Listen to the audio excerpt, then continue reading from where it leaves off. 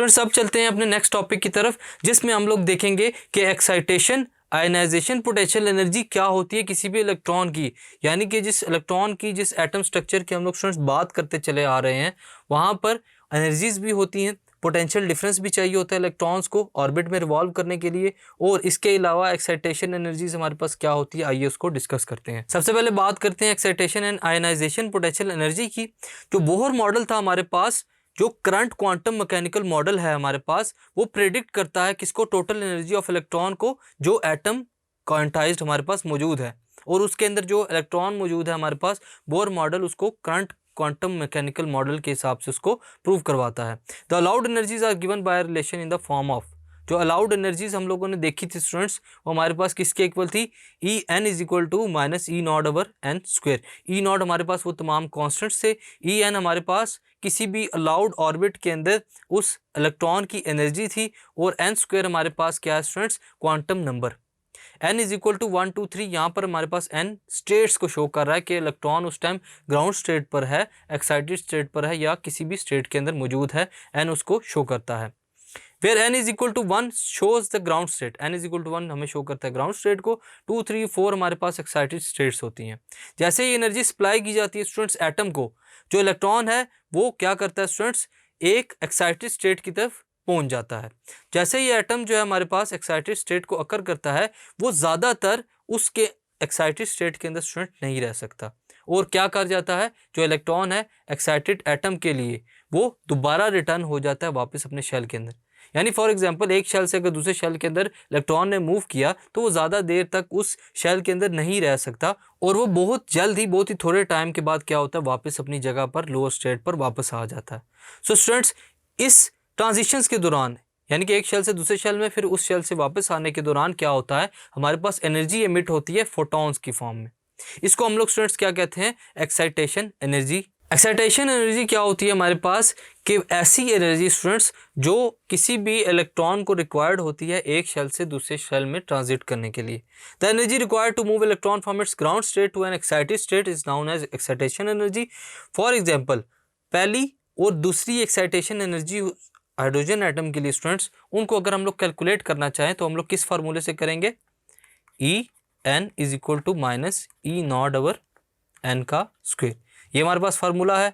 हम लोग बात करने जा रहे हैं फर्स्ट और सेकंड एक्साइटेशन एनर्जीज की हाइड्रोजन एटम के लिए, तो वहाँ पर हमारे पास क्या होगा स्टूडेंट्स, इस फार्मूले को लेकर चलेंगे, माइनस ई नॉट ओवर 2 का square minus into minus E naught, which is equal to 3/4 E naught, approximately equal to 3/4 into 13.6 electron volts. Further solve करेंगे तो हमारे पास क्या होगा, 10.2 इलेक्ट्रॉन वोल्ट्स। तो स्टूडेंट्स, इस फार्मूले की मदद से हम लोगों ने जो फर्स्ट एक्साइटेड स्टेट होती है वहाँ पर जो इलेक्ट्रॉन की एनर्जी होगी उसको फाइंड किया। अगर हम लोग बात करेंगे सेकेंड एक्साइटेड एनर्जी या एक्साइटेड स्टेट की, तो वहाँ पर हमारे पास एनर्जी कैसे गिवन होगी, minus E naught over 3 square minus into minus E naught, which is equal to 8/9 into 13.6 electron volts. ये हमारे पास ई नॉट की फिक्स्ड वैल्यू है ग्राउंड स्टेट के लिए, which is equal to 12.1 electron volt. Students, ये है हमारे पास एक्साइटेशन एनर्जी, जिसको हम लोगों ने फार्मूले से इजीली फाइंड किया, और ये एनर्जी चाहिए होती है इलेक्ट्रॉन्स को क्या करने के लिए, ट्रांजिशंस करने के लिए। स्टूडेंट्स, इसी के साथ हम लोग बात करते हैं एक्साइटेशन पोटेंशियल की, कि वो कौन सा पोटेंशियल है जो कि इलेक्ट्रॉन को रिक्वायर्ड होता है क्या करने के लिए, जंप करने के लिए एक ट्रांजिशन लेवल से दूसरे ट्रांजिशन लेवल की तरफ। ऐसा पोटेंशियल डिफरेंस V जो कि वोल्ट्स में होगा, अप्लाई किया जाता है किसको, इलेक्ट्रॉन को, इन इट्स ग्राउंड स्टेट, जब वो होगा ग्राउंड स्टेट के अंदर, क्या करने के लिए, to get an amount of energy, ऐसी एनर्जी हासिल करने के लिए जो किसके इक्वल होगी, एक्साइटेशन एनर्जी के इक्वल इलेक्ट्रॉन की एटम के अंदर। इसको हम लोग क्या कहते हैं स्टूडेंट्स, ऐसा पोटेंशियल डिफरेंस जो कि एक्साइटेशन पोटेंशियल ऑफ एटम कहलाता है। इसकी वजह से क्या होता है स्टूडेंट्स, एटम्स जो हैं वो एक्साइट होते हैं, और उसके अंदर जो इलेक्ट्रॉन्स हैं वो इजीली ट्रांजिट होते हैं एक शेल से दूसरे शेल की तरफ।